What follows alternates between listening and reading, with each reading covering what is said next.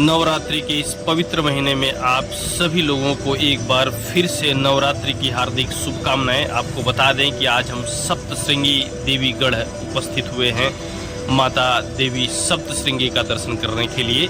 आपको बता दें कि देवी का दर्शन करने के लिए दो रास्ते हैं, एक रोपवे का है और एक सीढ़ियों का रास्ता है। आज हम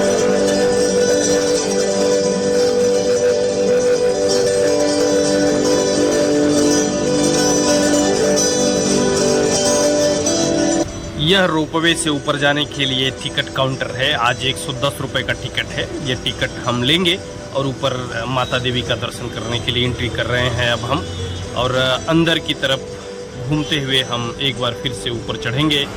ये मैप है जो हमको लेकर जाएगा गढ़ पर। रोपवे के जरिए, इसी मैप के जरिए हम ऊपर पहाड़ों पर चढ़ेंगे और लगभग 5 मिनट 10 मिनट का ही समय लगता है ऊपर जाने के लिए, और बड़ी आसानी से हम पहुँचेंगे, वो भी आपको दिखाएंगे। को बता दें कि सप्तश्रृंगी भारत में नासिक के पास नंदूरी गांव के पास स्थित एक किला है और सप्तश्रृंगी देवी का तीर्थ स्थल भी है जो कई परिवारों की देवी है। यह महाराष्ट्र में स्थित महाराष्ट्र की देवी है। भगवान ब्रह्मा के कमल कुंड से उत्पन्न गिरजा महानदी का स्वरूप सप्तश्रृंगी देवी माना जाता है। आदि शक्ति का मूल स्थान भी माना जाता है।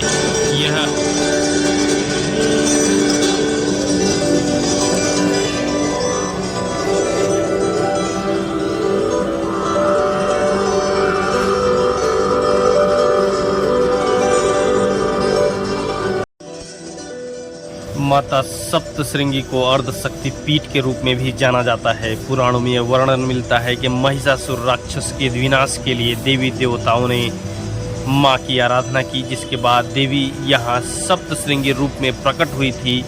देवी को यहां महाकाली, महालक्ष्मी व महासरस्वती के त्रिगुण रूप में भी आराधना की जाती है। और यह रोपवे में एंट्री करने का मुख्य गेट, जहाँ से हम स्कैनिंग हो रही है टिकटों की, और स्कैनिंग होने के बाद हम एंट्री करेंगे अंदर।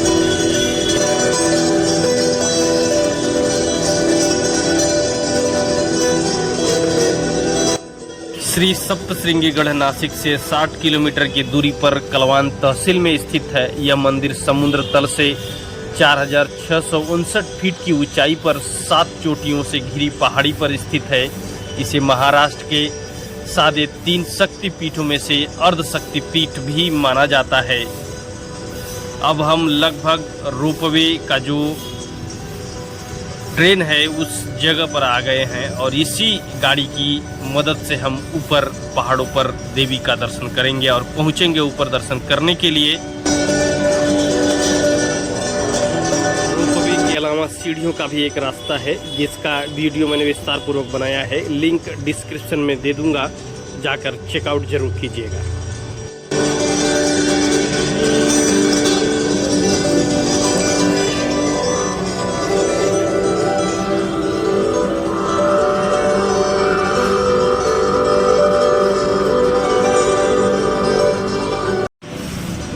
गाड़ी अब चली है और आप देख रहे हैं रात का समय है और सीढ़ियों से जाने के लिए जो रास्ता है, वो जो लाइटिंग आपको दिख रही है उसी लाइटिंग पर सीढ़ियां लगी हुई हैं और सीढ़ियों की मदद से हम ऊपर गढ़ पर पहुंचते हैं। फिलहाल जो ये रास्ता है ये रोपवे का है। इस रोपवे के जरिए हम ऊपर पहाड़ों पर चढ़ रहे हैं और गाड़ी धीरे धीरे अपने गंतव्य की तरफ, गढ़ की तरफ बढ़ रही है और हम आतुर हैं, बेताब हैं माता का दर्शन करने के लिए इस नवरात्रि के पवित्र महीने में। और कुछ ही समय बाद ऊपर हम पहुंच भी गए और अब हम गाड़ी से उतरेंगे और फिर माता के दर्शन के लिए फिर से ऊपर चढ़ाई करेंगे। यहाँ से दूरी लगभग 50 पायरियों की रहेगी और उन पायरियों को पूरा करके हम देवीगढ़ पर उपस्थित होंगे, मंदिर गर्भगृह में उपस्थित होंगे।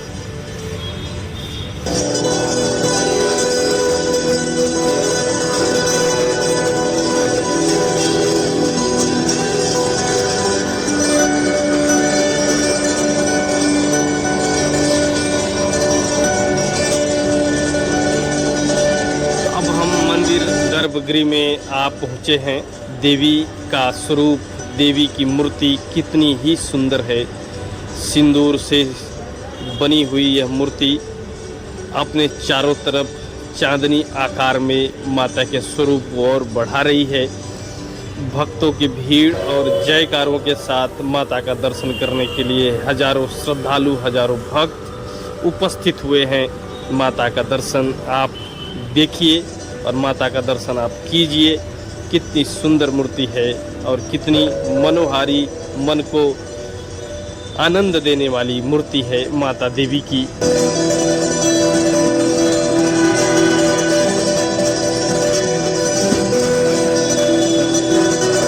माता देवी के यहाँ रुद्र रूप को देखा जा सकता है। देवी का यह मूर्ति स्वयंभू है।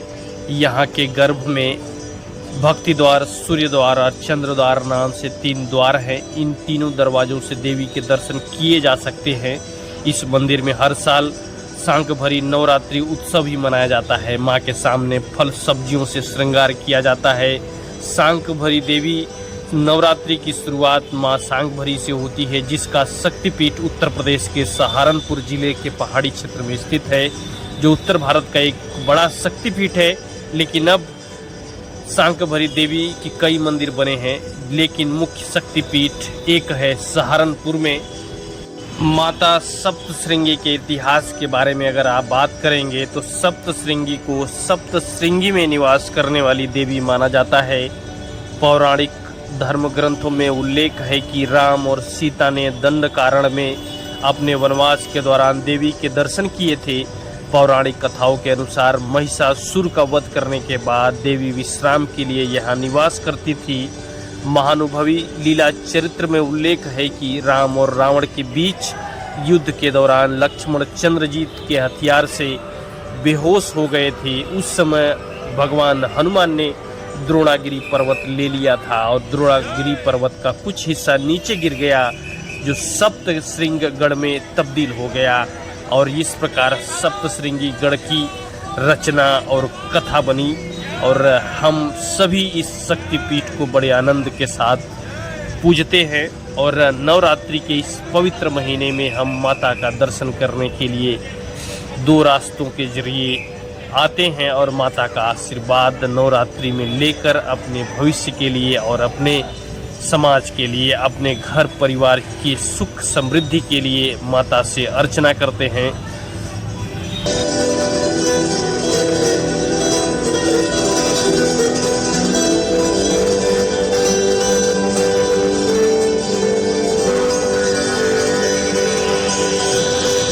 सभी ने देवी का दर्शन कर लिया है और एक बार फिर से हम उसी रास्ते के जरिए, रोपवे के रास्ते के जरिए नीचे उतरेंगे।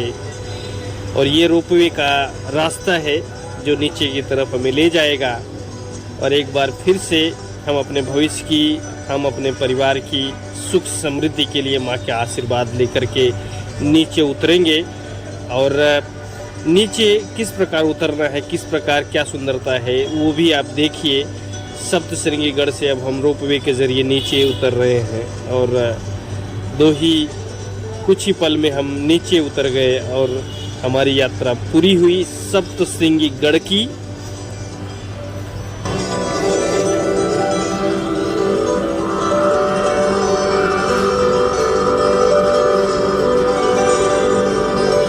सप्तश्रृंगी माता का यह प्रसिद्ध शक्तिपीठ नासिक से मात्र 65 या 60 किलोमीटर दूर पर्वत श्रृंखलाओं की गोद में एक ऊंची सी चोटी पर स्थित है। नासिक से सप्तश्रृंगीगढ़ जाते समय अंगूर के भरे बाग, धुंध भरे वन, जलाशय, जलप्रपात, अति दुर्लभ जड़ी बूटी और औषधि पेड़ पौधे बरबस ही आपका मन मोह लेंगे। सच कहूँ तो नासिक आने के बाद यदि आप सप्तश्रृंगी देवी के मंदिर नहीं जाते हैं तब आप निश्चित ही बहुत कुछ मिस करेंगे, क्योंकि यह नासिक में घूमने की बेहतरीन जगह है।